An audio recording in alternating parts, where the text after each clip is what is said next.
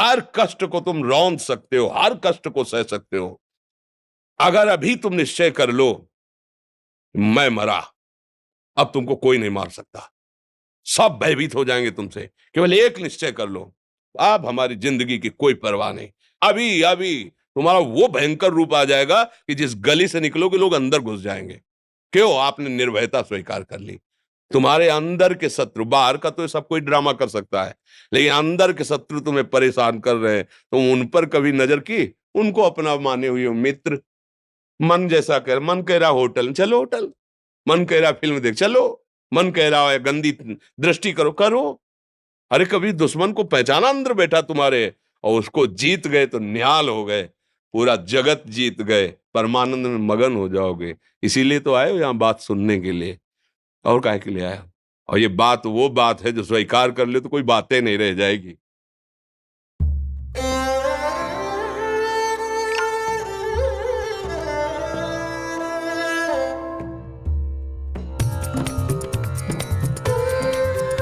बात वो बात है जो स्वीकार कर ले तो कोई बातें नहीं रह जाएगी।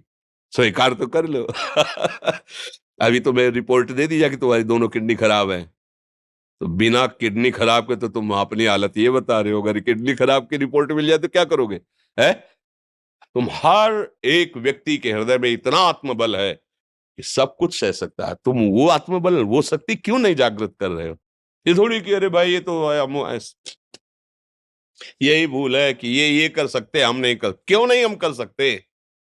बड़ी सी बड़ी स्थिति जितनी भी बनी, चाहे भागवतिक बनी चाहे लौकिक बनी, हमारे लिए बनी, हम तैयार नहीं करते उसको, हम स्वीकृति नहीं करते। इसीलिए हर देश का नागरिक हर पद पे भारत के बैठ सकता है, ऐसे भगवान का बच्चा हर ऊंचाई पर चढ़ सकता है। थोड़ा आगे बढ़ो, नाम जप करो, धर्म से चलो, और शरीर जैसे जवान शरीर है, व्यायाम करो, जरूर करो। सुबह सुबह जब मोटरसाइकिल में बैठते हैं ना, तो पहले हाई रेस में नहीं डालते, एकदम खुल गई अब दौड़ लगाओ, तो ऐसे ही उठो 4 बजे, दंड बैठक आधा घंटा 1 घंटा, सब दिमाग ठीक होने लगेगा, सब ठीक हो। फिर 1 घंटा जब किया, अभी देखो हाल, पड़े पड़े 9 बजे तक सो रहे हो, बेड में चाय पी रहे हो, क्या जवानी, क्या परमार्थ, क्या मनुष्य शरीर। हमारे जो नौजवान भाई हैं बहुत भूल में जा रहे हैं। मदिरा पीना, नशा करना, व्यभिचार करना, ये एक मनोरंजन बन गया है, और ये सबसे बड़ा जीवन का घातक विषय है। ये तुम्हारे लौकिक और पारलौकिक दोनों उन्नतियों को नष्ट कर देगा। इसलिए हम बार बार आपको सचेत करते हैं कि यही वो समय है आपको महान बना सकता है। यदि आप संयम से रहे, जब तक ज्ञान हो तब तक ब्रह्मचर्य से रहो, कोई नशा मत करो, खूब धैर्य पूर्वक विचार करो। ये जीवन बर्बाद करने के लिए नहीं है, ये उन दोस्तों की दोस्ती के लिए नहीं है जो हमारे अंदर ऐसे नशे डाल दें, ऐसी आदतें डाल दें जिनमें माता पिता गुरु धर्म शास्त्र सबको रौंद करके हम गलत मार्ग का अनुसरण करें। नहीं नहीं, बहुत विवेकवान। आप ऐसे दोस्त बनाए जो आपको गंदी आदतें सिखाएं, गंदे व्यसन कराएं, गंदी चेष्टाओं में ले जाएं। या हम तो हमारे, फिर तुम दोस्त नहीं, तेरी दोस्ती क्या, हमारे दोस्त श्री कृष्ण हैं, और जिसके दोस्त श्री कृष्ण है वो कभी भी परास्त नहीं होता। अर्जुन परास्त हुए क्या कहीं? सारथी बने बैठे हैं। सच्ची आपका जीवन बड़ा मंगलमय हो, आप तेज में स्वस्थ, आप हमारे भारत देश के भविष्य हैं। आप ऐसे आचरण न करें जिससे देखकर आपको जलन पैदा हो कि ये तो खुद गिर रहा है, ये क्या हमारे भारत के काम आएगा। एक जवान पूरे भारत को बचा सकता है, एक जवान, एक आदमी काफी भारत के प्रजा को ठीक कर सकता है। आप सच्चे आचरण वाले, धर्म से चलने वाले, तो आपकी बात लाखों पर प्रभाव डालेगी।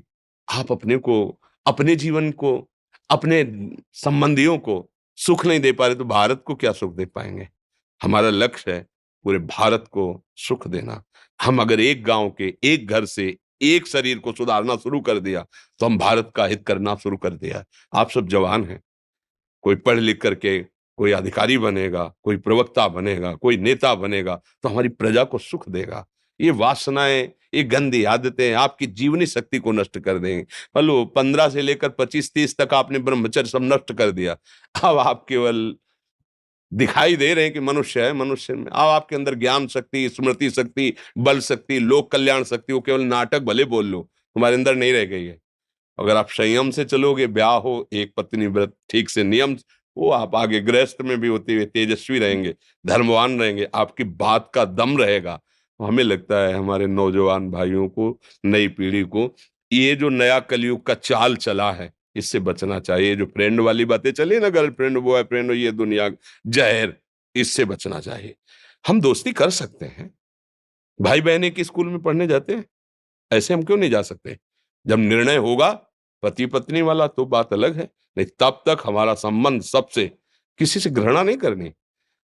एक ही स्कूल में जा रहे तो भाई बहन नहीं जाते पढ़ने, एक गाड़ी में बैठकर जाते हैं, एक स्कूल में पढ़ते हैं, क्या उसमें दोष होता है क्या? क्या हम ऐसे फ्रेंड नहीं बना सकते? जरूरी हम गंदे बनकर फ्रेंड बने? जरूरी हम गंदा कार्य करें? एक उसकी सीमा रखी गई है, पाणी ग्रहण हो जाने के बाद फिर जो गृहस्थी धर्म उसको स्वीकार, तब तक तो आप एक सीमा में चलिए, और आपकी सीमा को नष्ट करा वो फ्रेंड कैसे हो सकता है? आपको जीवन को बर्बाद कर रहा है, ऐसी जगह पहुंचा रहा है कि आप जीना मुश्किल हो जाए, वो फ्रेंड है हमारा? नहीं नहीं, वो नहीं। इसलिए आप सब सावधान रहिए और अपने मित्रों को सावधान कीजिए। जो सावधानी से चलेगा, जीवन आप खुद देख लेना, खुद देख लेना। ये जो हम बोल रहे हैं ना, ये ऐसे केवल ऐसे नहीं कि हम प्रवचन करें, तुमसे कोई लेना देना नहीं है। मतलब लेना देना ये कि जैसे अपने घर वाले होते हैं ना, उनको समझाया जाता है, हम ऐसे आपको समझाते हैं, आप हमारे घर वाले हो, हमारे प्रभु के जन हो, इसलिए समझाते हैं। आप मान जाओ, आपका मंगल हो जाएगा, ये देखकर हमें सुख मिलेगा। जैसे आप तिलक लगाए हो, आप कंठी बांधे हो, आप धर्म से चलते हो, आप पवित्र रहते हो, आप संयमी हो, आपको देख करके अच्छा लगता है, हाँ, स्वास्थ्य ठीक है, बुद्धि ठीक है, हाँ ठीक है, अच्छा, ये अच्छा लगता है, चलो धर्म से। मनुष्य की बड़ी दुर्दशा हो रही है। महापुरुषों के वचन। दुर्दशा किसे कहते हैं? जो माया के द्वारा रचे हुए प्रलोभनों और भोगों में अपने जीवन को लगाकर नष्ट कर रहे हैं। बड़ा गर्व है, सर्दी का समय है और एक चैन पड़ी है सोने की, तो यहां तक की बटन खुली है, क्योंकि उसे खोल के दिखाना है कि हम सोने की चैन पहने हैं। कौन सी खास बात भैया?